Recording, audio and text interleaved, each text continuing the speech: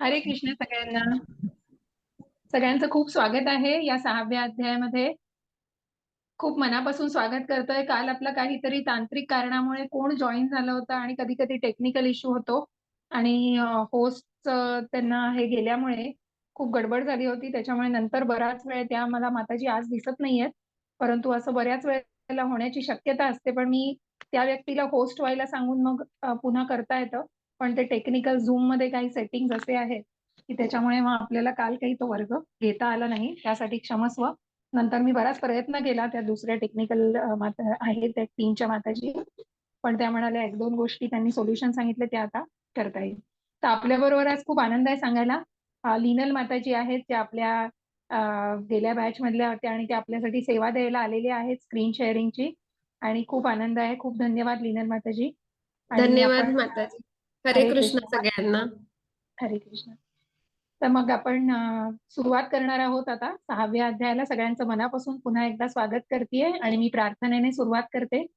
ओम अज्ञानतिमिरान्धस्य ज्ञानाञ्जन शलाकया चक्षुरुन्मीलितं येन तस्मै श्री गुरुवे नमः. नमो विष्णुपदाय कृष्णपृष्ठाय भूतले श्रीमते भक्ति वेदांत स्वामिन इति नामिने नमस्ते सरस्वते देवे गौरवाणी प्रचारिणे निर्विशेष शून्यवादी पाश्चात्य देश तारिणे. जय हो श्री कृष्ण चैतन्य प्रभु नित्यानंद श्री अद्वैत गदाधर श्रीवासादि गौर भक्त वृंद. हरे कृष्णा कृष्णा कृष्णा हरे हरे, हरे रामा राम रामा हरे हरे, हरे कृष्णा कृष्णा कृष्णा हरे हरे, हरे रामा राम रामा हरे हरे, हरे कृष्णा कृष्णा कृष्णा हरे हरे, हरे रामा राम रामा हरे हरे, हरे कृष्णा कृष्णा कृष्णा हरे हरे, हरे रामा राम रामा हरे हरे. हरे कृष्ण. आपण Radha Govind. It's 15:36. To hear your notifications, follow the notification on your phone to turn on notification access.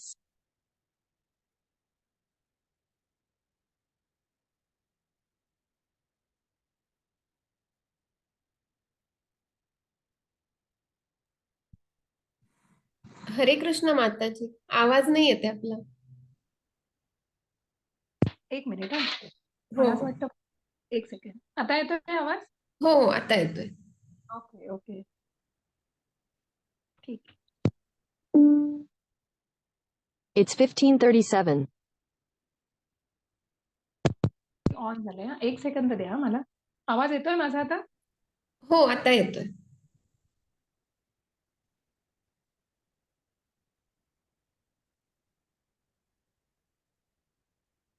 Okay, पुढची स्लाइड घ्या माताजी.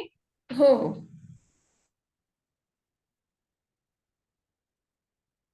हरे कृष्ण. आपण सगळ्यांनी श्री श्री राधा गोविंद यांना साष्टांग दंडवत करूया आणि त्यांचे आशीर्वाद घेऊया. पुढची स्लाइड माताजी. भगवंतांच्या चरणी साष्टांग दंडवत करून भगवंतांचे आशीर्वाद घेऊया. श्रीला प्रभुपाद यांनाही साष्टांग दंडवत, त्यांचे आशीर्वाद घेऊया. श्री नामनिष्ठ प्रभूजीचे मंदिराचे अध्यक्ष आहे त्यांनाही माझा साष्टांग दंडवत.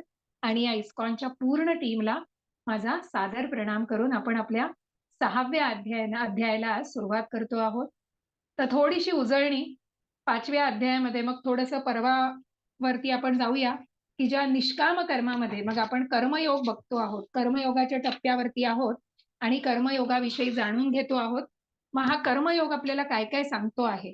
तर कर्मयोगाविषयी जाणताना आपण बघितलं की कर्म संन्यास नाही. मग ज्या दुसऱ्या अध्यायापासून आपण जाणलं की ज्या 5व्या अध्यायामध्ये आपण सगळा सारांश बघितला की दुसऱ्या अध्यायापासून मग भगवंतांनी ज्ञान द्यायला सुरुवात केलेली.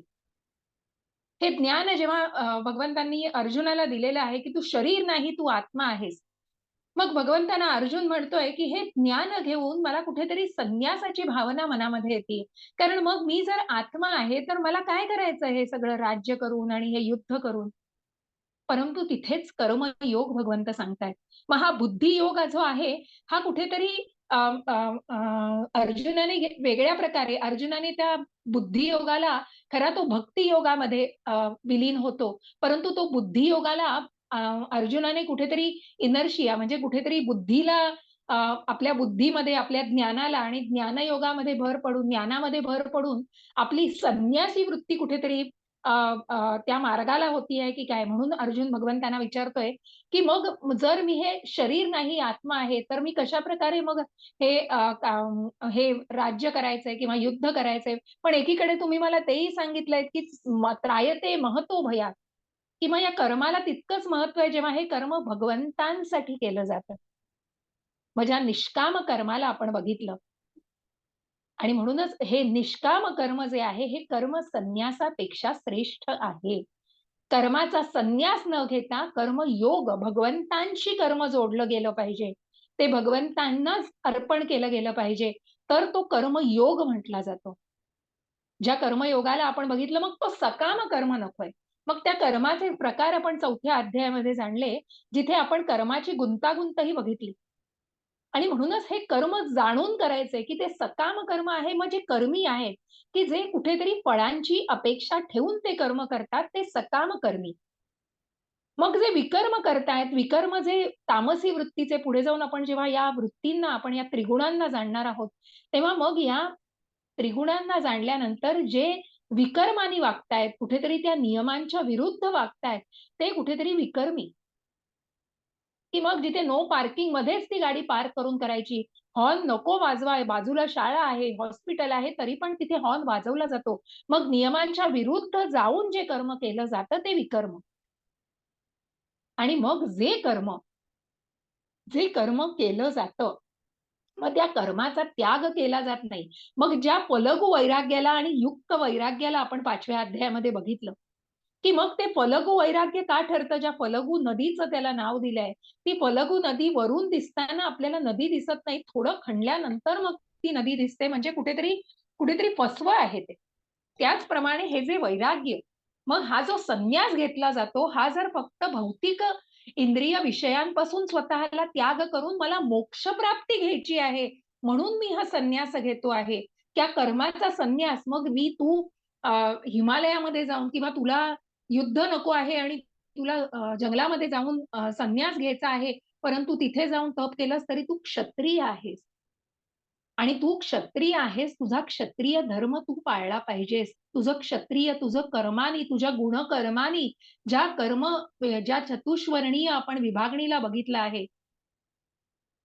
ज्या वर्णाश्रम पद्धतीला आपण बघितलं, जिथे भगवंतांनी गुणकर्मांनी विभागणी केलेली आहे. आणि म्हणूनच तू तुझं कर्म करायचंय, तुझं कर्म टाळू नकोस. तुझं कर्म हे तुझं कर्तव्य म्हणून तू पार पाडायचं आहे. मग ज्या अध्यायामध्ये आपण दुग्गराजाची गोष्ट बघितली, जो सकाम कर्मामध्ये अडकला असल्यामुळे त्याला कशा प्रकारे सरड्याचा जन्म मिळतो आणि त्यानंतर मग त्याला मोक्षप्राप्ती होऊन मग त्याला पुन्हा नृगराजाचा जन्म मिळून पुन्हा तो पुण्यकर्म मिळून मग त्याला मोक्षप्राप्ती, वैकुंठाला निवास मिळालेला आहे.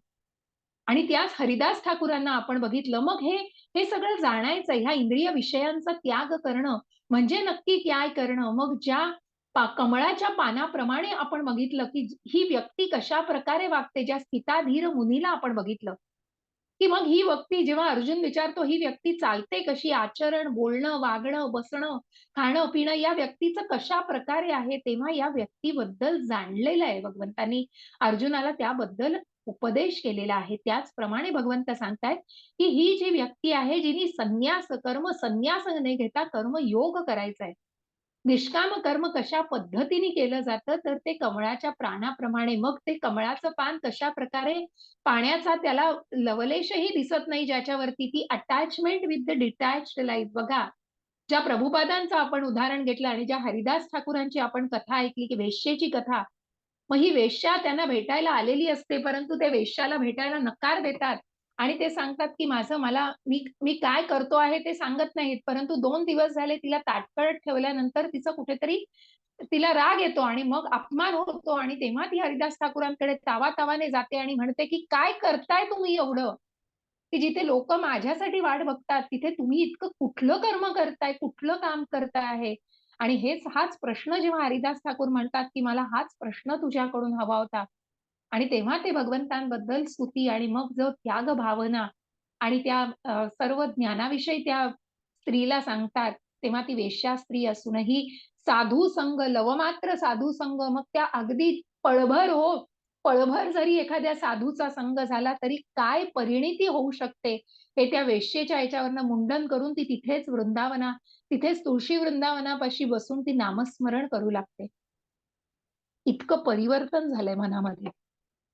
आणि म्हणून लवमात्र साधू संग, की इतक्या साधू संघाने हे जे निष्ठा म्हणून या ज्या भक्तीच्या टप्प्यावरती आपण जो पहिला टप्पा मी जो सगळ्यांना सांगते की श्रद्धा आहे मनामध्ये, म्हणून हे जे कोणी तुम्ही एवढे जण इथे 26 जण 30 जण, मग त्या नंबरला नाही मी महत्व देतो, परंतु जे तुम्ही आलेले आहात ते कुठेतरी मनामध्ये ती उत्सुकता आहे, भगवंतांना जाणायचंय कृष्ण कोण आहेत आणि काय आहे, आपला हा जन्म कशासाठी झालेला आहे, काय आहे याच्या पुढे काय. मग पुढे जाऊन 8व्याही अध्यायामध्ये आपल्याला खूप सुंदर असं ज्ञान भगवंत देतायत, की मृत्यूविषयी सुद्धा भगवंत बोलतायत, की मृत्यूविषयी बोलणं कुठलंही अशुभ नाहीये. कारण ती भीती मनातनं काढायची आहे. म्हणूनच भगवंत त्याविषयीचं ज्ञान सुद्धा देतायत. आणि म्हणूनच ह्या सर्वाची उत्सुकता, जेव्हा उत्कंठ आहे मनामध्ये, त्याच व्यक्ती फक्त हे ज्ञान घेण्यासाठी येतात.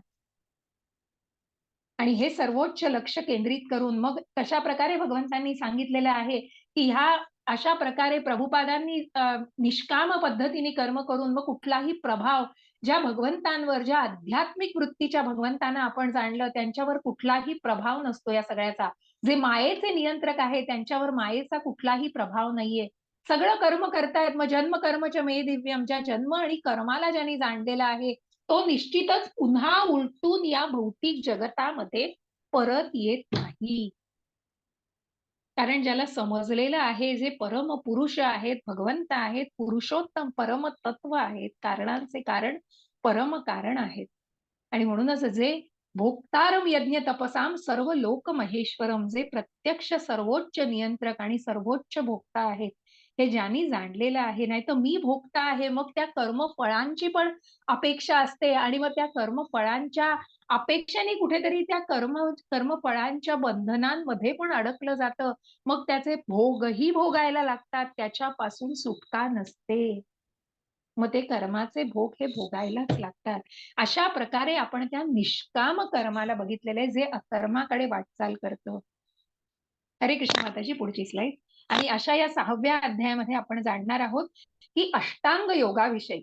मग हा अष्टांग योग म्हणजे काय? योग म्हणजे भगवंतांशी जोडलं जाणं. मग योग म्हणजे कुठली शारीरिक क्रिया नाही, म्हणजे आपण पुढे जाऊन काही आकृत्या बघणार आहोत. परंतु हा अष्टांग योग म्हणजे काय, तर ज्या अष्टांग योगामध्ये 8 पायऱ्यांच्या अनुषंगाने आपण जाणणार आहोत की मग जी समाधीस्थ अवस्था गाठली जाते, त्या समाधीस्थ अवस्थेमध्ये परमात्म्याशी एकरूप व्हायचा प्रयत्न केला जातो. परमात्म्याला कुठेतरी जेव्हा आपण त्या 2 भुवयांच्या मध्ये ते ध्यान केलं जातं, तेव्हा जेव्हा ती समाधीस्थ अवस्था गाठली जाते, तेव्हा भगवंतांचं अस्तित्व, भगवंतांवर ध्यान रोखलं जातं. आणि असं हे ध्यान, अशा ह्या ध्यान योग, आत्मसंयम योग, याला आपण जाणायचं आहे. मग अर्जुन पुढेही जाऊन विचारतोय की हा अष्टांग योग करणं शक्य आहे का? या मनाला संयमित करणं, सगळं सगळं सगळं आपण बघितलं हो, की भौतिक जगतापासून कुठेतरी वैराग्य, कुठेतरी त्याग करण्याची भावना आहे, पण त्या मनाचं काय? भगवंतांना मिथ्याचार नकोय. भगवंत म्हणतात जे काही करणार आहात ते मनापासून पाहिजे आहे. ज्या ज्या रुद्रप्रताप राजाला आपण बघितलं की मग चैतन्य महाप्रभूंनी दर्शन देणं नाकारल्यावर कुठेतरी मनाला खूप खेद झालेला आहे. आणि मग जेव्हा जगन्नाथपुरीची यात्रा होती तेव्हा भगवंतांसाठीच जेव्हा सेवा केली गेली तेव्हा ते शुद्ध मन, इतका शुद्ध भक्त, मग त्या चैतन्य महाप्रभू त्याच्यावरती प्रसन्न झालेले आहेत. अशा या अष्टांग योगाला जाणताना आपण बघणार आहोत. खरंच या युगामध्ये जेव्हा अर्जुनाला द्वापार युगामध्ये पण जे शक्य वाटलं नव्हतं ते या भौतिक जगतामध्ये आता कलियुगामध्ये तर अजिबात शक्यता नाहीये. मग त्याच्यासाठी काय करायचं? मग या मनाला संयमित कसं करायचंय? मनाला मार्गदर्शन कसं करायचं आहे? आणि मग अर्जुनाला हाही प्रश्न पडतोय की कुठेतरी मनाला यशस्वी, मनाला योगित्व, मग हा योगी कोण? ज्याने मनाचा संन्यास मिळवलेला आहे तो पूर्ण योगी आहे. परंतु हा मनाचा संन्यास मिळवणं मग सगळ्यांना शक्य आहे का? आणि सपोज हा मनाचा संन्यास मिळवता मिळवता एखादी जण अयशस्वी झाले तर त्यांचं काय? त्यांचं पुढे जाऊन काय? हाही प्रश्न अर्जुनाला भेडसावतो आहे. आणि म्हणून मग या सगळ्याचं उत्तर देताना भगवंत सांगतायत की जिथे आपल्याला आज या कर्मयोगाचा कुठेतरी शेवट करून आपण भक्तीच्या टप्प्यामध्ये स्वतःला मार्गस्थ करणार आहोत. मग हा कर्मयोग पहिल्या 6 अध्यायात कर्मयोग जाणतो आहोत, पण हा कर्मयोग कुठेतरी भक्तीमध्येच विलीन होतोय. आणि मग प्रत्यक्ष 7 ते 12 आपल्याला प्रत्यक्ष भक्ती काय आहे ते जाणून घ्यायचं आहे. आणि मग या भक्तीमध्ये शिरण्यासाठी कुठल्या ज्ञानाची आवश्यकता आहे, कशा प्रकारे आपण भक्तीमध्ये विलीन होऊ शकतो, हे जाणण्यासाठी जे ज्ञान आवश्यक आहे त्या ज्ञान योगाला आपण पुढे 13 ते 18 जाणतो आहोत. मग हा योग म्हणजे काय?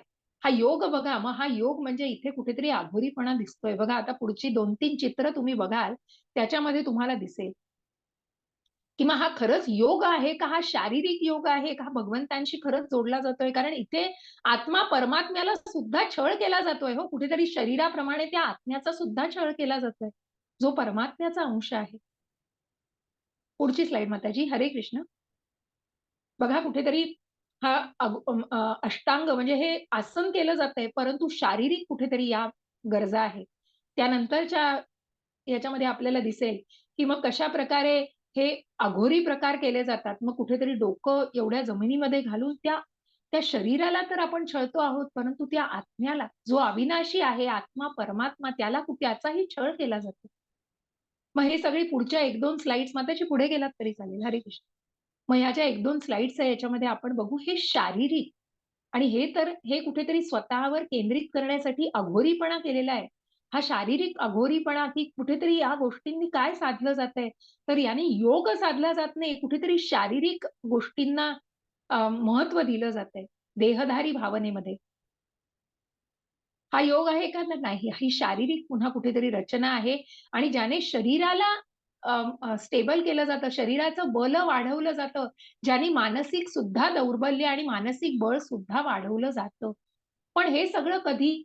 की जेव्हा या मनाच्या मग हा योगा आपल्याला दिसतोय, कुठेतरी बॉटल हातामध्ये धरतायत, पुढे जाऊन बकरी योग आपल्याला दिसतोय. मग हे सगळे जे मग अ, ज्या ज्या गर्भ अवस्थेमध्ये स्त्रिया असतात त्यांच्यासाठी पण अनेक पुस्तकं लिहिली जातात. मग यांनी योगासनं कुठली करावी आणि कुठल्या प्रकारची आसनं यांच्यासाठी फायदेशीर आहे, हे सगळं शरीराशी निगडीत झालं. हरे कृष्ण माताजी. पुढे गेलात तरी चालेल.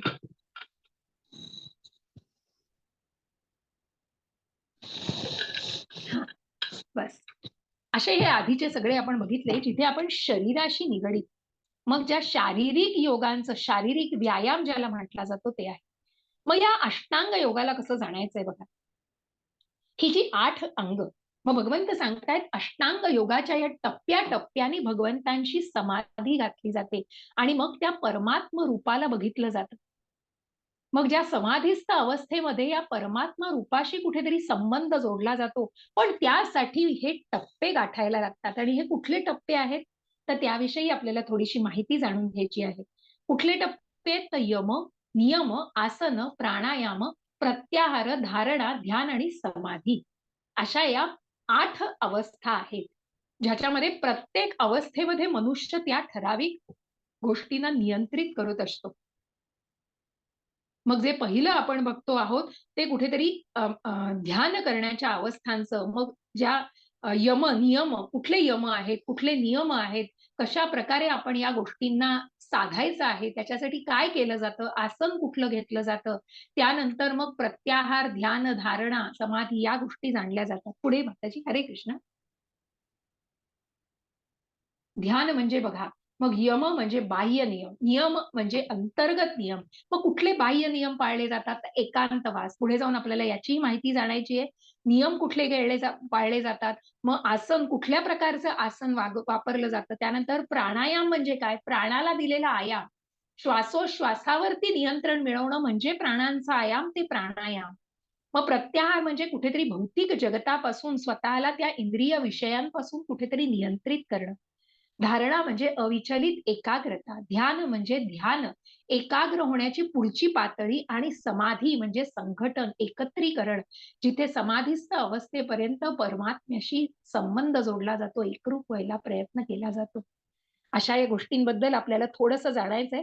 मग आपण थोडंसं वाचायचा प्रयत्न करणार आहोत. लिनल माताजी वाचणार. हरे कृष्ण. हरे कृष्ण माताजी. हो, वाचते. यम, त्याने निर्जन ठिकाणी एकटे राहावे आणि नेहमी काळजीपूर्वक आपल्या मनावर नियंत्रण ठेवावे. नियम, त्याच्या खाणे, झोपणे, काम करणे आणि करमणुकीच्या सवयींमध्ये संयमी. आसन, कुशागवत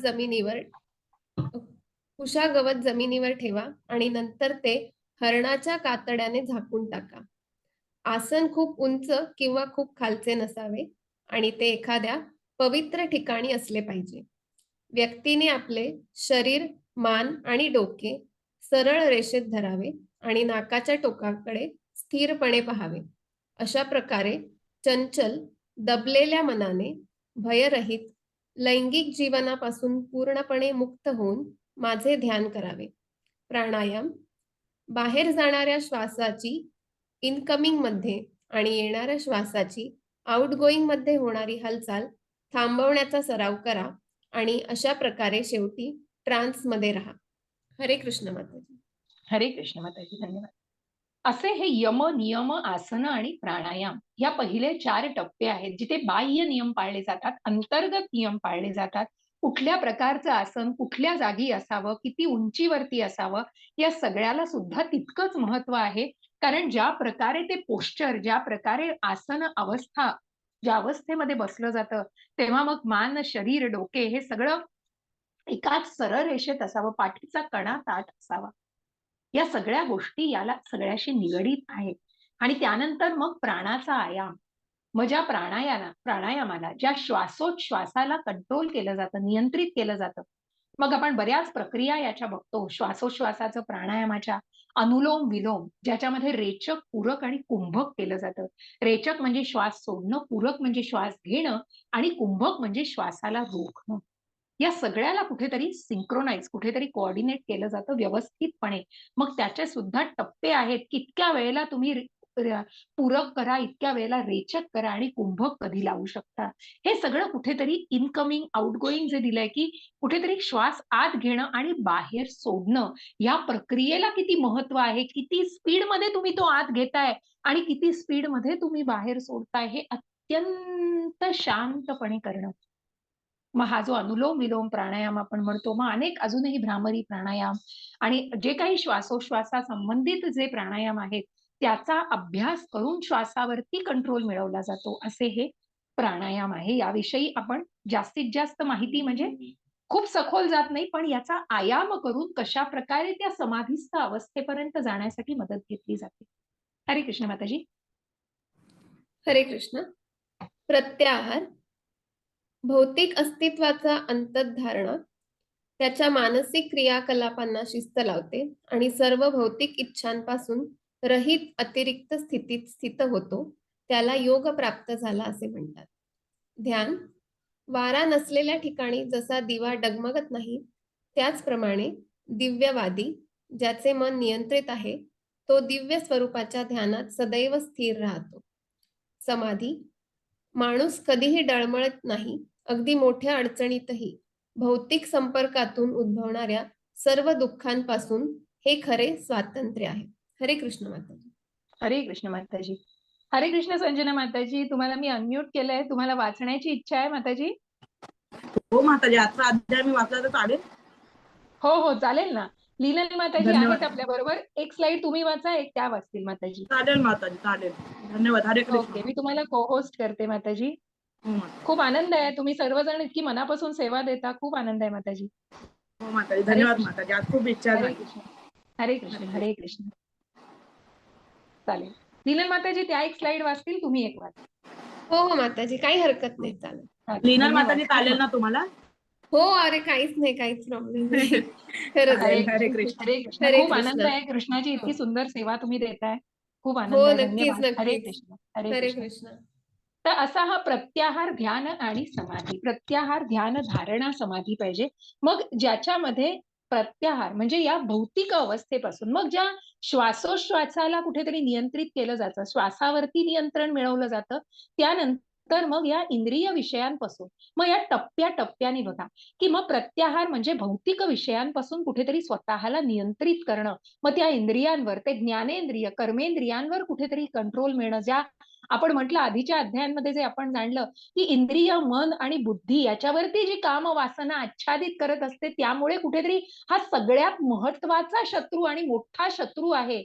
ज्याप्रमाणे आपण अग्नीला धुराने आणि ज्या गर्भाला वारेनी आणि ज्या आरशाला धुळीने आच्छादलं जातं, त्याप्रमाणेच या मनाला, या जीवात्म्याला यांनी आच्छादलेलं, या मायेने, या मोहाने, लोभ, काम, क्रोध, लोभ, जो त्रिगुणांच्या खाली जगतोय हा जीवात्मा. आणि म्हणूनच मग या मन, बुद्धी आणि इंद्रिय, या इंद्रियांना कशा प्रकारे नियंत्रित, त्या मनाला कशा प्रकारे नियंत्रित, या सगळ्या गोष्टींना जाणणं, हे टप्प्याटप्प्याने मग ही प्रत्याहार, धारणा आणि ध्यान, समाधीस्थ अवस्थेपर्यंत नेण्याचे हे टप्पे आहेत. आणि या सगळ्यांनी माणूस कधीही डळमळत नाही. मग जी समाधीस्थ अवस्था माणूस गाठतो, ती समाधीस्थ अवस्था गाठल्यानंतर माणूस डळमळत नाही. अगदी मोठ्यातल्या मोठ्या अडचणीतही भौतिक संपर्कातून उद्भवणाऱ्या सर्व दुःखांपासून तो स्वतःला कुठेतरी अलिप्त आणि स्वतःला तितकं बॅलन्स्ड, तितकं समतोलित ठेवू शकतो. हे सगळं कसं साधलं जातं, तर हे या योग प्रणालीने साधलं जातं. मग भगवंतांनी या अष्टांग योगाला, मग ही अष्टांग योग पद्धती आता आहे का हो शक्य करणं, हा प्रश्न विचारलेला आहे अर्जुनाला. द्वापार युगामध्ये सुद्धा हा प्रश्न पडलाय. तिथे तुम्हा आम्हाची काय कथा हो, आपण तर कलियुगामध्ये आहोत. आणि हे इतकं अशक्य गोष्ट आहे, ज्या सत्ययुगामध्ये, मग आपण जेव्हा म्हणतो आहोत की हे जे नॉलेज, हे जे ज्ञान घेतोय, ह्या ज्ञानाचं आचरण जास्त महत्वाचं आहे. ज्याप्रमाणे आपण आधीच्या अध्यायांमध्ये ज्ञान घेतलेलं आहे, त्या ज्ञानाचं आचरण हे तितकंच महत्वाचं आहे. आणि मग या योग प्रणालीला, मग या योग प्रणालीला जेव्हा आपण टप्प्याटप्प्याने जाणतोय, कारण भगवंत सांगतायत की ज्या सत्ययुग, त्रेतायुग, द्वापार युग आणि कलियुग, या 4 युगांना आपण जाणलेलं आहे. कारण कुठेतरी भगवंतांशी जोडलं जाणं म्हणजे योग. आणि ते जे गॉड रिअलायझेशन, तो जो आत्मसाक्षात्कार होण्याची जी भावना आहे, त्या भावनेवर मार्गस्थ होणं म्हणजे संन्यास घेणं नाही. म्हणून तो कर्म संन्यास नसून कर्मयोग, जो तुम्हाला कुठेतरी त्या ज्ञानाच्या टप्प्यानेच पण पुढे नेतोय, मार्गस्थ करतोय, आध्यात्मिक प्रवासामध्ये कुठेतरी प्रगत व्हायला मदत करतो आहे. आणि म्हणून या सत्ययुगामध्ये निश्चितच ही ध्यान, धारणा आणि समाधीस्थ अवस्था, जिथे लाखो वर्ष लोक जगायची, कारण हे गाठण्यासाठी, ही समाधीस्थ अवस्था गाठण्यासाठी वर्षानुवर्ष लागतील हो. तप आणि साधना आवश्यक आहे. आणि ही अवस्था गाठायला मग जिथे मनुष्याचं वयोमानच तितकं नाहीये, तिथे या भौतिक जगतामध्ये आणि या कलियुगामध्ये तर ते शक्यच नाहीये. आणि अर्जुनाला तोच प्रश्न पडलेला आहे. हरे कृष्ण माताजी. आणि जो जो अर्जुन बघा, जो असमंजस झालेला आहे, जो अव्यवसायात्मिक झालेला आहे, तो अर्जुन साधा सुद्धा नाहीये, सामान्य नाहीये. तुम्हा आम्हासारखा नाही, नरनारायणापैकी एक आहे, ज्याने पशुपशास्त्र जिंकलेलं आहे. ज्या द्रौपदीला, ज्याने इतकं फोकस आणि इतकं केंद्रित होऊन त्या माशाच्या डोळ्याला बरोबर फोडून ते स्वयंवर जिंकून द्रौपदीला जिंकलेलं आहे आणि द्रौपदीशी लग्न केलेलं आहे. आणि म्हणूनच मग असा अर्जुन कुठेतरी असमंजस अशा द्वापार युगामध्ये, की ज्याला कुठेतरी ही सगळी योजना जे आपण म्हटलंच हो आधीच्या सगळ्या दुसऱ्या अध्यायापासून ही भगवंतांची योजना आहे सगळी. आणि म्हणूनच हा अर्जुन कुठेतरी अव्यवसायात्मिक झालेला आहे आणि त्याची बुद्धी कुठेतरी फाटे फुटलेले आहेत त्याला. आणि तिथेच तो म्हणतोय की या द्वापार युगामध्ये मग ही शक्य आहे का ही योग प्रणाली? तर भगवंतांना पुढे अर्जुन विचारतोय. हरे कृष्ण माताजी. याच्या पुढची स्लाइड. हे सगळे मनाच्या निगडीत अशा क्रिया आहेत आणि त्याच्याविषयी आपल्याला जाणायचंय. मग 6.34 श्लोक आपल्याला विचार सांगतोय. चंचल ही मनः कृष्ण प्रमाथी बलवृद्धडम तस्याहम निग्रहम मन्ये वायोरीव सुदुष्करम. हरे कृष्ण.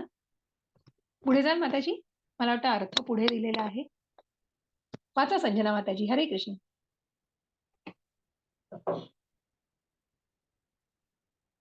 हा माताजी, तुम्हाला मी कोहोस्ट नाही का केलं? 1 मिनिट. हा, संजना माताजींना मी कोहोस्ट केलं नाही, सॉरी. येस माताजी, अनम्यूट होऊ शकता तुम्ही.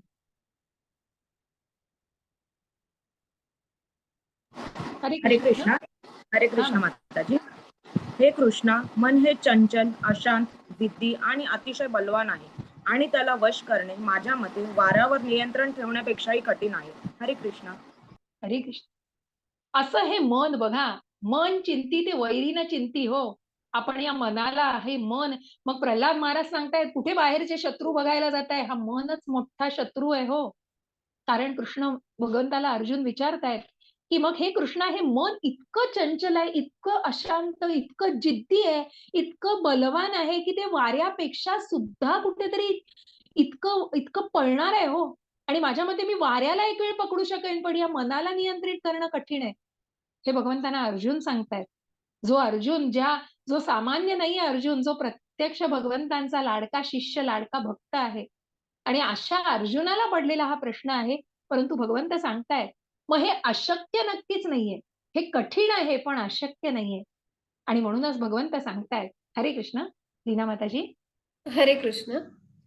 धन्य भगवान म्हणाले, हे कुंतीच्या पराक्रमी पुत्रा, चंचल मनाला आवर घालणे निसंशय कठीण आहे, परंतु निरंतर अभ्यासाने आणि अलिप्ततेने ते शक्य आहे. ज्याचे मन बेलगाम आहे त्याच्यासाठी आत्मसाक्षात्कार हे अवघड काम आहे, पण ज्याच्या मनावर ताबा आहे आणि जो योग्य मार्गाने प्रयत्न करतो त्याला यशाची खात्री आहे. हरे कृष्ण माताजी. हरे कृष्ण. आणि म्हणून भगवंत म्हणतायत अगदी बरोबर आहे. चंचल आहे मन, मन चिंती ते वैरीनं चिंती. कारण हे मनच वाईट आहे.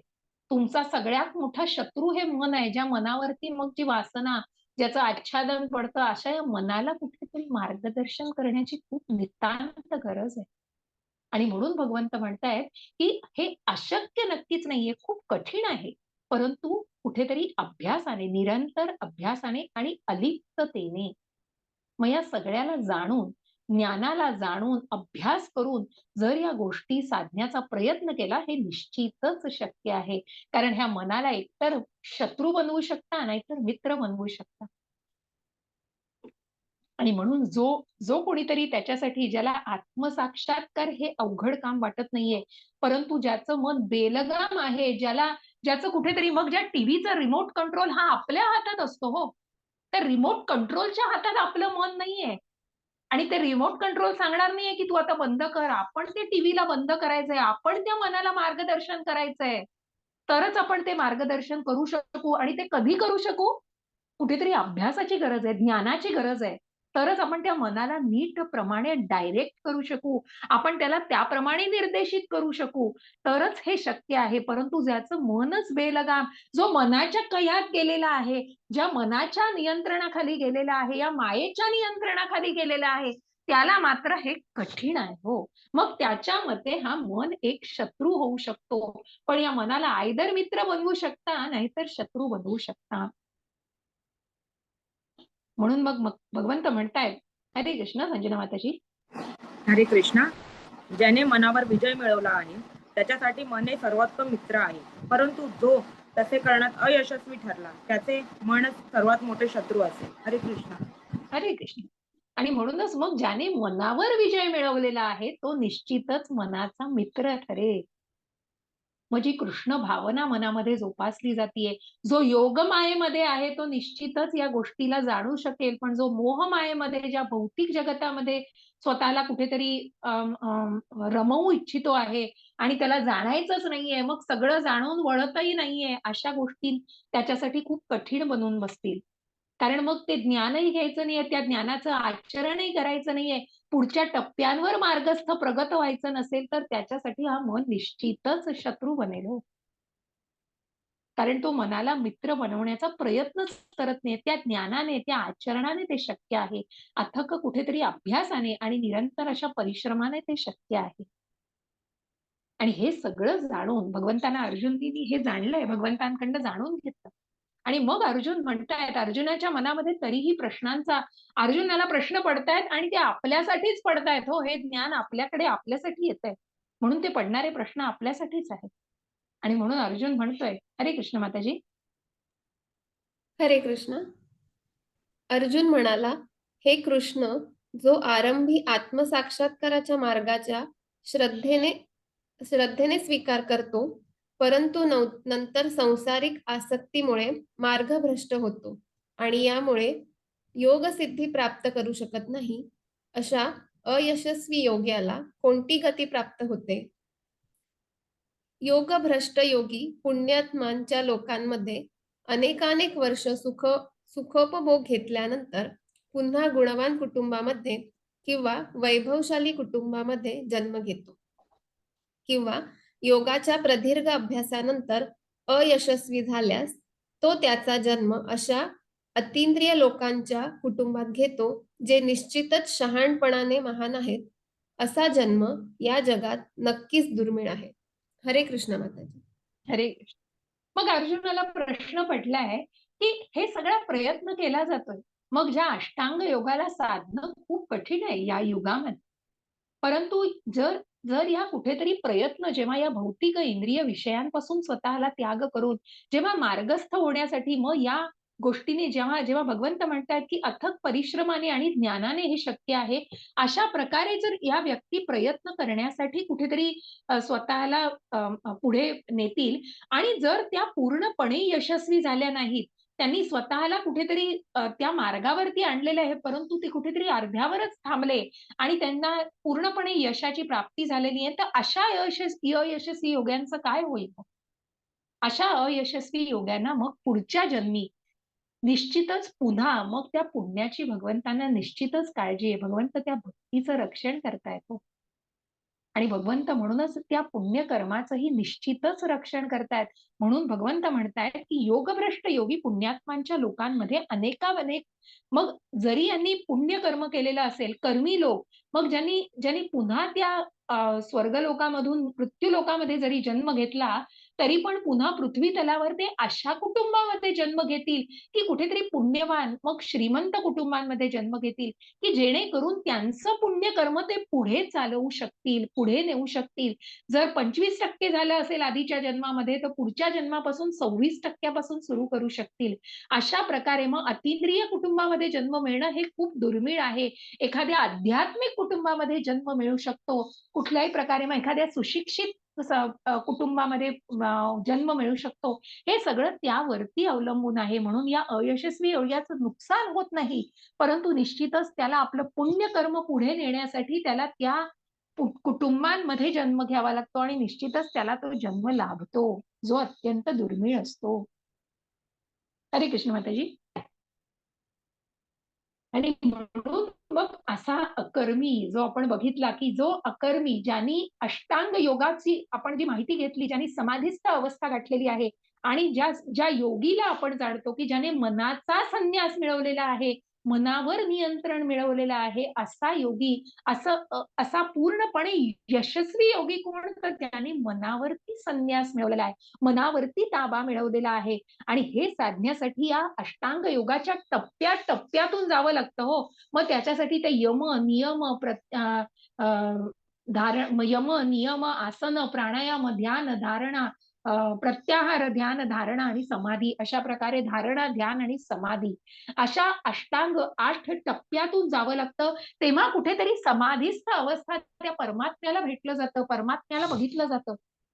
हे साधण्यासाठी कुठेतरी त्या टप्प्यांचा प्रवास करायला लागतो. पण इथे आपण बघतो आहोत, मग हा अष्टांग योग झाला, ज्ञान योग झाला, कर्मयोग झाला. आपल्याला कुठेतरी टप्प्याटप्प्यातून कर्मातून कशी भक्ती साधली जाईल, ज्ञानातून कशी भक्ती साधली जाईल, अष्टांग योगातूनही कसं परमात्म्याला जाणलं जाईल, हे सगळं जाणलं जातंय. पण या सगळ्यापेक्षा फास्ट काय हो, सगळ्यापेक्षा भक्ती योगाचं गंतव्यस्थान हे प्रगत आहे.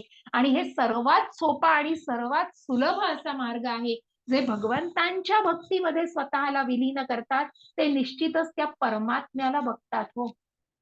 आणि मग त्या आपण पुढे जाऊन बघणार आहोत. मग ज्या अर्च विग्रहाला की मग संबंध प्रस्थापित होतो भगवंतांशी, अशी ही समाधीस्थ अवस्था म्हणजेच भक्ती योगातून ही इतक्या सुलभतेने बघितली जाते की सगळ्याचा मार्ग शेवटी भक्ती योगामध्येच विलीन होतो. हरे कृष्ण. हरे कृष्ण. आणि सर्व योगींमध्ये जो नेहमी माझ्यामध्ये मोठ्या श्रद्धेने राहतो, दिव्य प्रेममय सेवेत माझी उपासना करतो, तो योगात माझ्याशी सर्वात घनिष्ठ एकरूप होतो आणि सर्वांमध्ये सर्वोच्च असतो. हरे कृष्ण. हरे कृष्ण. आणि म्हणूनच जो भक्त हो, जो अस्तिक आहे आणि जो अत्यंत प्रेमाने, मग भगवंताला ज्यांनी 9व्या अध्यायात म्हटलंय हो, भगवंताला दुसरं काहीही नकोय. प्रत्यक्ष 10व्या अध्यायामध्ये चतुश्लोकी गीतेमध्ये भगवंत सांगतायत आणि ज्या 9व्या अध्यायाचा उल्लेख केला, पत्रम पुष्पम फलम तोयम योमे भक्त्या प्रयच्छती, की मला दुसरं काहीही नकोय, एखादं पान फळ फूल किंवा पान, पण ते प्रेम हो, ती भक्ती आणि ती भक्तिमय भावना. म्हणून जो सर्व योगींमध्ये नेहमी माझ्यामध्ये मोठ्या श्रद्धेने, ही जी श्रद्धा आहे ना, ही श्रद्धा खूप महत्वाची. कारण आडातच नाही तर पोहऱ्यात कुठून येणार. मग ती श्रद्धाच मनामध्ये जर भगवंतांचं अस्तित्वच मान्य नसेल आणि जाणत नसतील, मग ती श्रद्धा नाहीये हो तिथे. मग खूप वरवरच झालं ते सगळं. आणि म्हणूनच मग ज्या श्रद्धेने आणि म्हणूनच ज्यांच्यामध्ये ती श्रद्धा आहे, मग ज्या गोपींना आपण बघतो, जे आधीच्या चित्रामध्ये भगवंतांच्या आजूबाजूला सवंगडी दिसतात, ते भगवंतांच्या अत्यंत निकट आहेत हो.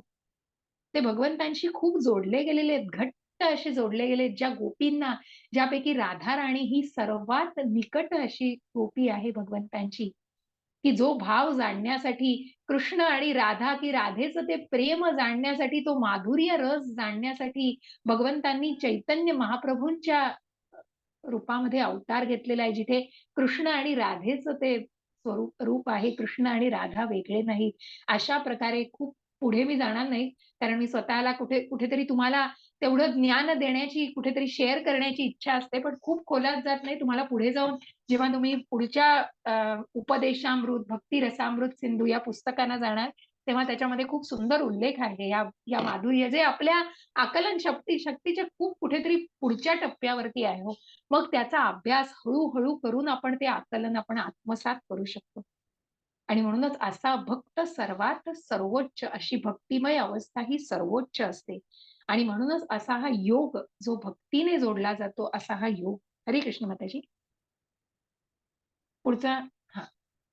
आणि म्हणून मग जो यज्ञ ज्या भगवंतांनी की वेगवेगळ्या युगासाठी, मग या योग पद्धती, ज्या सत्ययुगाचा मी उल्लेख केला, की ज्या सत्ययुगामध्ये लाखो वर्ष लोक जगायची, तिथे निश्चितच ही ध्यान धारणा, जो पहिली स्लाइड आपण बघितली, की मग जी ध्यान धारणा केली जाते, ज्या ध्यानाला आपण बघितलं, ते ध्यान निश्चितच अशा वेळेला शक्य आहे.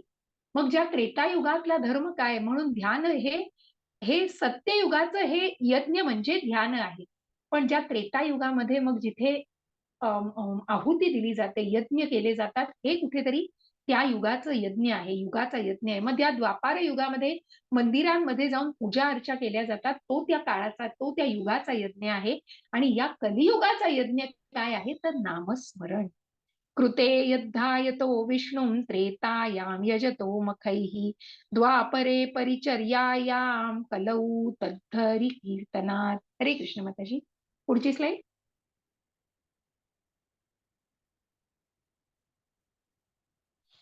हरे कृष्ण.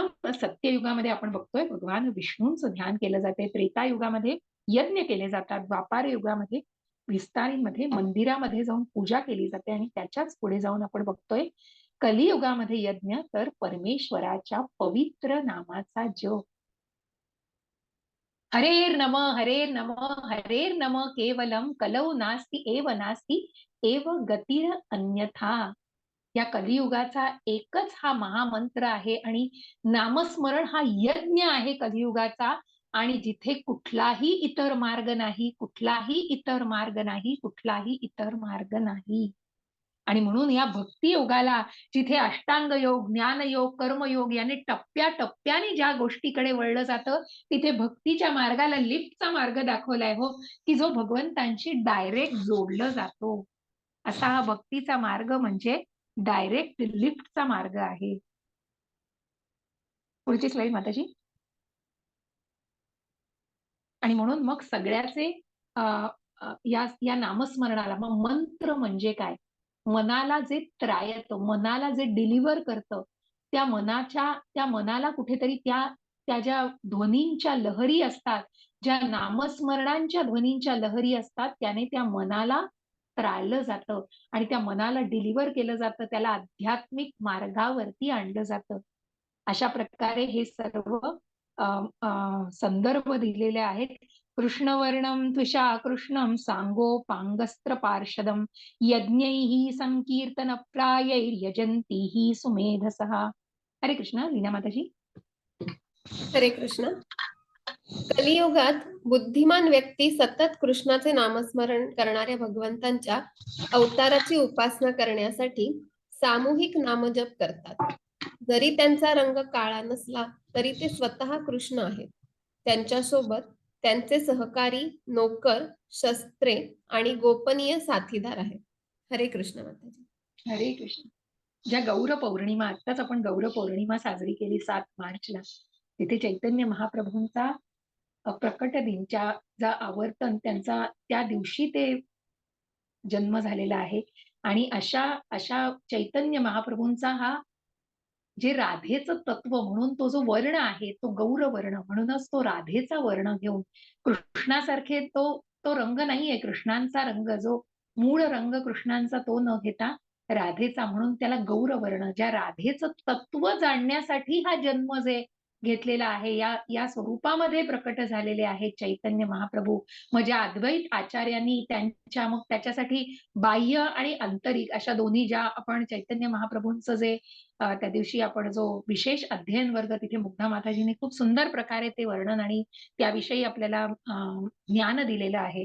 आणि खूप सुंदर याचं की मग ज्या पंचतत्व मंत्राला आपण जाणतो, श्रीकृष्ण चैतन्य प्रभू नित्यानंद श्री अद्वैत गदाधर श्रीवासादी गौर भक्तवृंद, की जिथे चैतन्य महाप्रभू प्रत्यक्ष राधाराणीचं तत्व जाणण्यासाठी ज्यांनी प्रकट झालेले आहेत. आणि मग बलराम हे प्रभू नित्यानंदांचा मग त्यांचाच विस्तार झालेला आहे.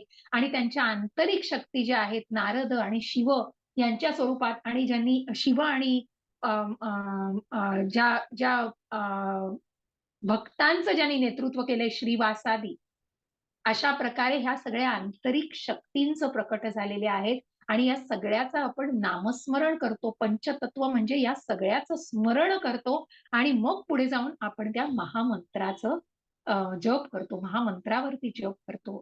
असं या चैतन्य महाप्रभूंविषयीही सांगितलेलं आहे. ज्यांचे गोपीदार, मग जिथे आपण पार्षद, त्यांचे सगळे सहकारी मिळून जे संकीर्तन, मग चैतन्य महाप्रभू जसं माताजींनी त्या दिवशी सांगितलं की इतके वर भगवंतांशी, मग ज्या प्रकारे गोलोक वृंदावनामधून ते अवतरित झालेले आहेत, तिथे कुठेतरी इतकं वर त्यांच्याशी निगडीत असताना, आणि म्हणूनच त्या संकीर्तनामध्ये पण ते तितके तल्लीन होऊन जायचे. असं हे संकीर्तन, कृष्णाच्या महामंत्राचं संकीर्तन.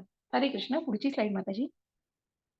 असा हा मंत्र, जसं मी म्हंटल, मन त्रायतं, मनाला डिलिव्हर केलं जातं. त्या मनाला कुठे तर त्या ज्या ध्वनी लहरी असतात त्या मनाला कुठेतरी तारत असतात आणि त्या मनाला त्या उत्तम मार्गावरती, आध्यात्मिक मार्गावरती त्या डिलिव्हर तिथे केलं जातं.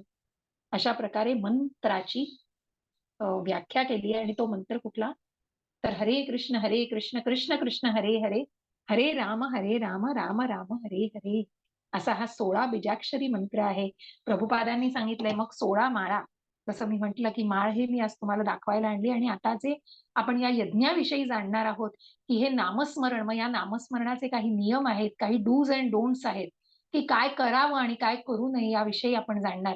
आणि त्याच्या आधी मग हे जे संकीर्तनाचा महिमा जाणलेला आहे, मग चैतन्य महाप्रभूंविषयी जाणताना पण आपण बघितलं की ज्यांनी प्राणीमात्रांबरोबर सुद्धा कीर्तन केलंय, की ज्या झारखंडाच्या जंगलातून जाताना प्राणी सुद्धा त्यांच्या बरोबर नाचायला लागलेले आहेत, तो फेर धरायला लागलेत आणि संकीर्तन झालेलं आहे. अशा या संकीर्तनाचा महिमा हा आगाध आहे. ज्या वैष्णवांना आपण बघता आहात, मग हे संकीर्तन ज्या यात्रांमध्ये संकीर्तन केलं जातं, त्याने समाज प्रबोधनही घडवलं जातं. कोणी वाईट मार्गाला जाणारे सुद्धा तिथे त्यांचं परिवर्तन होतं हो. त्यांच्या मनाचं परिवर्तन, मन त्रायतं आणि म्हणूनच या मंत्राने मन इतकं शुद्ध होतं आणि इतकं सात्विक बनतं. अशा या मंत्राचा महिमा आहे. पुढची स्लाईड माताजी. नामस्मरणासाठी परमेश्वराची पवित्र नामं म्हणजे वैदिक ग्रंथांमध्ये आणि या सगळ्याचा आधार आहे. मग ज्या मंत्राबद्दल आपण जाणलंय, ज्या प्रभुपादांनी प्रत्येक गोष्टीला या शास्त्राचा आधार आहे आणि ज्या चैतन्य चरितामृतामध्ये मग आपण ज्या हरेर नमचा मी श्लोक म्हटलाय त्याची सुद्धा त्याचा संदर्भ आहे. अशा प्रत्येक गोष्टीचा संदर्भ आपल्याला या श्लोकासाठी, या नामस्मरणाच्या यज्ञासाठी आपल्याला जाणता येईल. मग कलियुगामध्ये कशा प्रकारे धर्म नाम प्रचार लाठी लागी, कलियुगे युग धर्म नाम प्रचार लाठी लागी पितावर्ण चैतन्य अवतार. कलियुगात लोकांनी फक्त भगवंतांच्या पवित्र नामाचा जप केला पाहिजे, हे नारायण संहितेमध्ये लिहून ठेवलेले आहे. असे पुढचे काही जे संदर्भ आहेत ते तुमच्यासाठी वाचून दाखवते मी.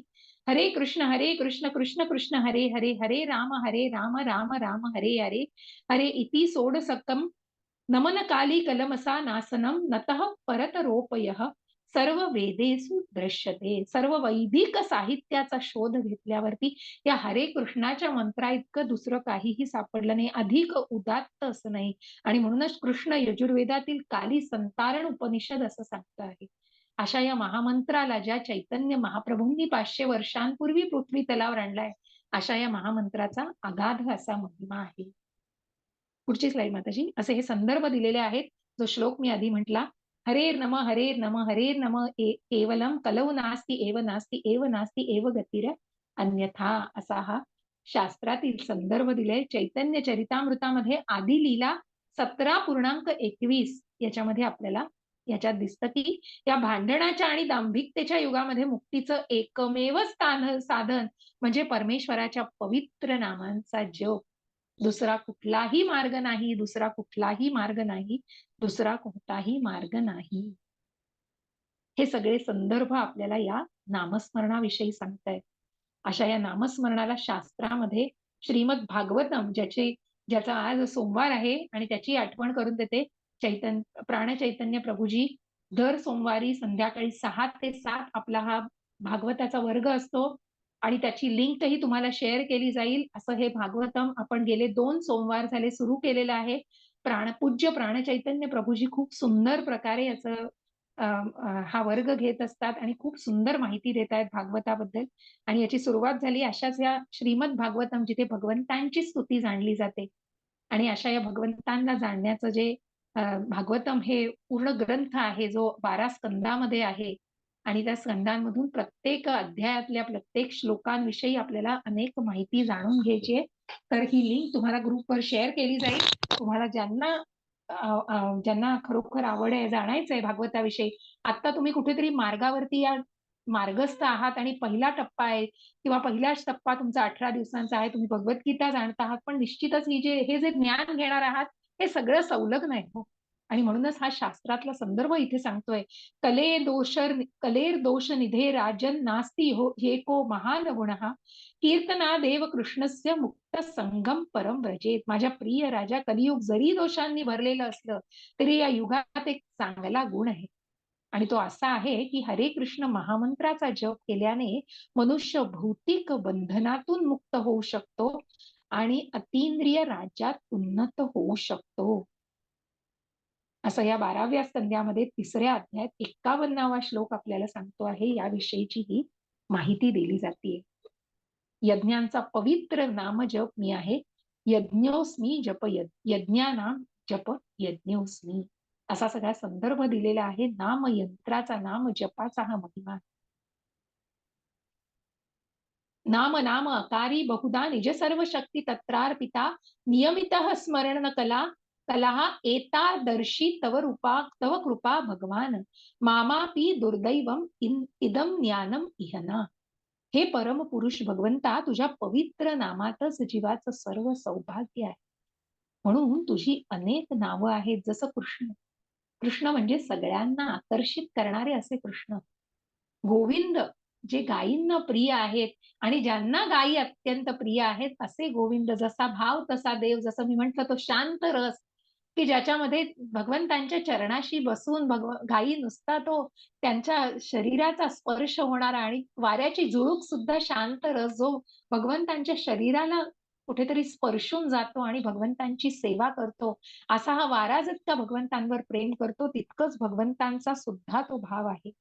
आणि म्हणूनच तुझी अनेक नावं, जसं कृष्ण, गोविंदा, तू त्या नावामध्ये आपलं सर्व सामर्थ्य गुंतवले आहेस. हे लक्षात ठेवण्यासाठी कोणत्याही कठोर आणि जलद नियमांची आवश्यकता नाहीये, जे चैतन्य चरितामृत अंत्यलीला 20:16 मध्ये आपल्याला जाणता येईल. अशा या नाम जपाला मग ह्या यज्ञाविषयी काय जाणायचं, काय करावं, जप करताना कशाचं पालन करावं, तर पुढची स्लाइड.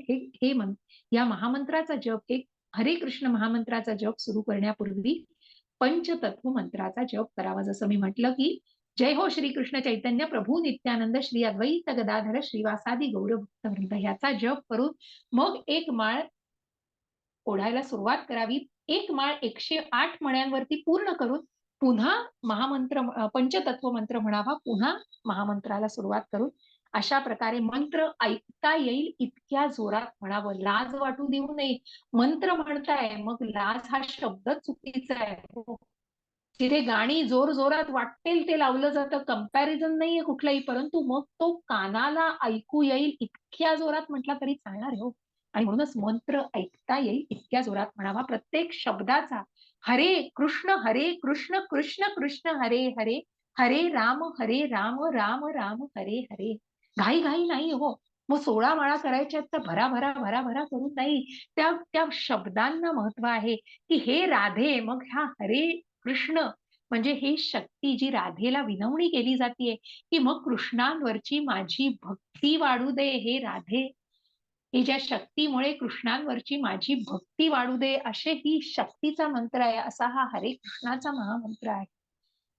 जप आदरपूर्वक भक्तिभावाने एकाग्र चित्ताने करावा. पुढे माताजी, कोणत्याही स्थळी बसून अथवा चालताना कोणत्याही दिशेकडे तोंड करून जप करता येईल. मग कुठलं बंधन नाही हो. इथलं तोंड करून बसा, असं बसा, मांडी घाला, हे करा, कुठलंही बंधन नाही. मन ती श्रद्धा आहे ना, ती मनामध्ये पाहिजे आणि जे आलं पाहिजे ते आतून आलं पाहिजे. कोणत्याही वेळी जप करता येईल. ब्रह्ममुहूर्ताची वेळ ही जास्त उत्तम मानली जाते. 4:30ला मंगल आरती, आपल्याला टेम्पल प्रोग्राम सुद्धा शेअर केले जातात. 4:30 वाजता मंगल आरतीने सुरुवात होते. त्यानंतर छोटासा भागवताचा वर्ग असतो 15 मिनिटाचा. त्यानंतर नामस्मरण केलं जातं 2 तास आणि मग सगळ्यांनी एकत्रित येऊन नामस्मरण केलं जातं. अशा प्रकारे या ब्रह्ममुहूर्तावर, या पहाटेच्या मुहूर्तावर मन जप करणं हे अत्यंत श्रेयस्कर असतं. जप स्नानामूर्ती, मग मन चंगा तो काकुटी में गंगा, तसं आहे हो. मनाने तुम्ही अगदी निर्मळ असाल तर स्नानाने सुचिरभूत व्हायचंच आहे, परंतु त्याच्याही आधी जप केला सकाळी उठल्यावर तरी काहीही हरकत नाही. तो स्नानापूर्वी सुद्धा करता येईल. जप करताना प्रभुपादांनी सांगितले, मग तो मोजणे श्रेयस्कर आहे. त्या 108 मण्यांचं महत्व तुम्हाला शेअर केलं जाईल. निरनिराळे त्यांच्या ज्या व्याख्या आहेत आणि म्हणूनच मग यांना मोजून जेव्हा नामस्मरण केलं जातं तेव्हा त्याचा महिमा हा जास्त श्रेष्ठ आहे. हरे कृष्ण. काय करू नये, मग हा जप करताना काय करू नये, खूप थोडक्यात बाबी असतील ज्या तुम्हाला सांगण्याची खूप फॉर्मॅलिटी म्हणून मी तुम्हाला सांगते, कारण निश्चितच श्रद्धा वाढून या टप्प्यावरती तुम्ही हे निश्चित जाणलं असेल. काही शब्दांचा वापर करू नये. भराभरा म्हणण्याच्या याच्यात त्या शब्दांचा उच्चार सांभाळा. माळेतील कृष्ण मण्यावरती जप करू नये. आता मी तुम्हाला दिसतीये का, तर मी तुम्हाला माळ आणलीये दाखवायला. या तुमच्या ज्या चित्रामध्ये तुम्हाला दिसतोय तो कृष्णमणी आहे. आणि हा कृष्णमणी म्हणजे मी तुम्हाला आता हे दाखवतेय. तुम्हाला माझी माळ दिसतीये का माताजी? दिसतंय माझी माळ? हो माताजी, दिसते. हा. तर हा जो कृष्णमणी आहे, हा कृष्णमणी याच्यावरती जप करू नये असं दिलंय. तुम्ही सुरुवात करताना जर सुरुवात केलीत आणि इथून जेव्हा तुम्ही महामंत्राला सुरुवात केलीत, पंचतत्व मंत्र झाला आणि तुम्ही हरे कृष्ण कृष्ण कृष्ण हरे हरे, हरे राम राम राम हरे हरे इतकं म्हणून एक एक मणी ओढला. अशा प्रकारे तुम्ही जेव्हा हे बोट बाजूला ठेवलं जातं, निषिद्ध मानलं जातं, म्हणून जी जप बॅग दिली जाते त्याच्यामध्ये एका बोटाला घालण्याची तेवढी व्यवस्था केलेली असते आणि त्याप्रमाणे ती वापरली जाते. आणि मग अशा प्रकारे मंत्र जप करता करता तुम्ही पुढे जाता. पुढे जाता जाता तुम्ही या मण्यापर्यंत येता, शेवटच्या मण्यापर्यंत येता.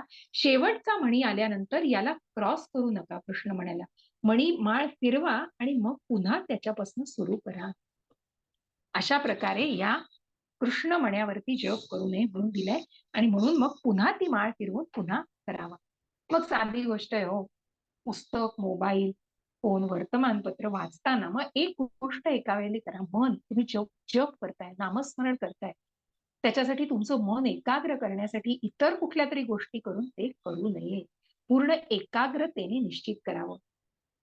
आणि मग अशा प्रकारे नामस्मरण केल्याचे फायदे बघावं. तुम्हाला चित्रातच दिसतात. इतका आनंद प्रत्यक्ष त्या सगळ्या कुटुंबावर दिसतोय बघा.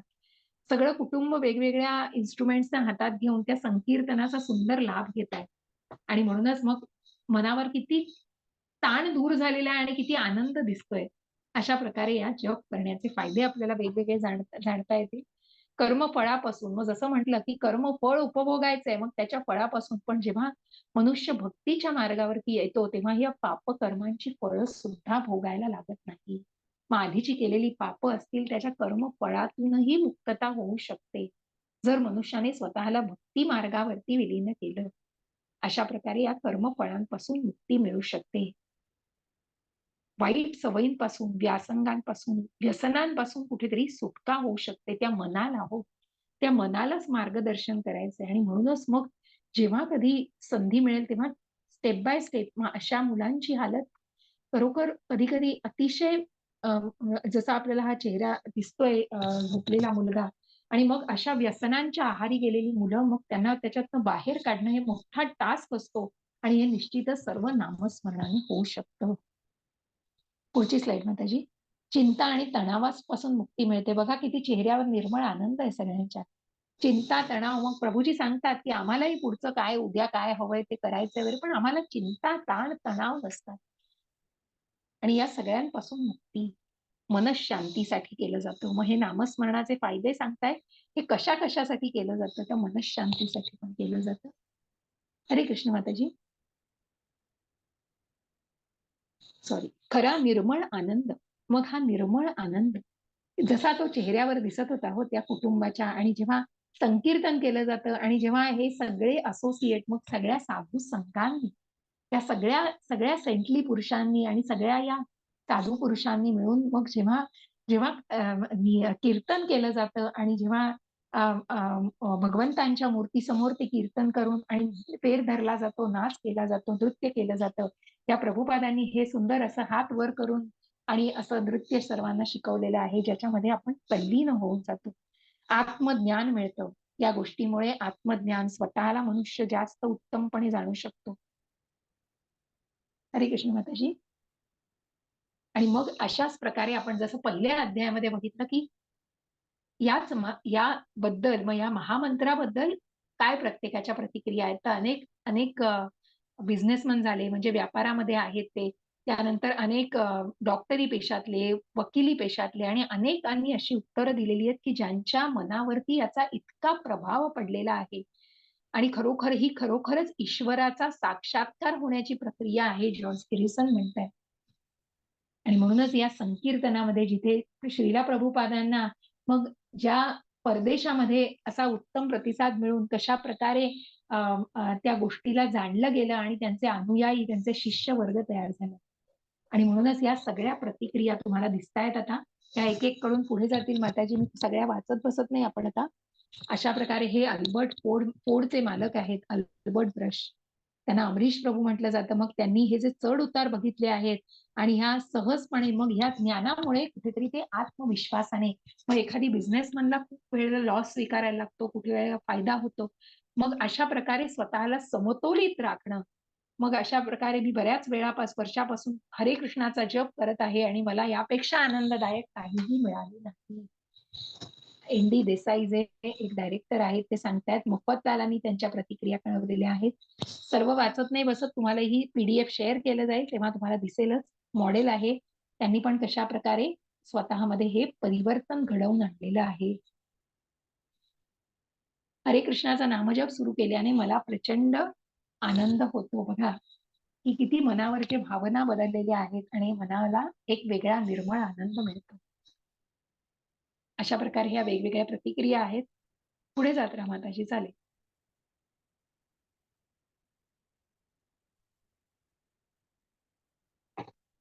अशा प्रकारे आधीची स्लाइड माताजी थोडी, आणि म्हणूनच आणि अशा वेगवेगळ्या बिझनेसमन आणि अशा निरनिराळ्या क्षेत्रातील लोकांनी आपल्या प्रतिक्रिया दिलेल्या आहेत आणि त्यांनी सांगितले, कृष्ण भावनेवरील अधिकृत पुस्तकं वाचल्याने मला शांती मिळाली. हरिकृष्णाचा जप तर केलाच, जप केल्याने आणि त्या पुस्तकं वाचल्याने. मग काल प्रणील प्रभूजीचे प्राणचैतन्य प्रभूजी आहेत भागवतमचे, त्यांनी खूप सुंदर असं एक आर्टिकल छोटंसं टाकलेलं की जसं नामस्मरण केलं जातं, 16 माळा जपल्या जातात न चुकता आणि खूप आवश्यक आहे या कमिटेड राहणं, त्याचप्रमाणे जे काही कशा प्रकारे त्यांनी सांगितलं की वाचन, मग वाचनाला सुद्धा तितकीच महत्व दिलं पाहिजे.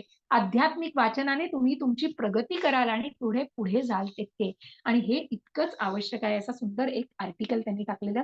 अशा प्रकारे तुम्ही सर्वजण सुद्धा नामस्मरण करा आणि आनंदी राहा. इति षष्ठोध्याय समाप्तः. असा आपण इथे 6वा अध्याय संपत आहोत. तिथे आपण बघितलं अष्टांग योगाविषयी जाणलं. मग हा अष्टांग योग करणं कसं शक्य नाहीये आणि मग कशा प्रकारे आपण या मनाला संयमित, या मनाला मार्गदर्शन कसं करायचं आहे, त्याला संयमित कसं केलायचं आहे. मग याच्यामध्ये यश पूर्णपणे न मिळालेले जे अयशस्वी झाले त्यांचं काय, अशा सगळ्याला आपण जाणलेलं आहे. आणि ती षष्ठोध्याय समाप्तः. तर माताजी तुम्ही स्केअरिंग स्टॉप केलं तरी चालेल आणि आपण प्रश्न घेऊया कोणाचे असतील तर. हो.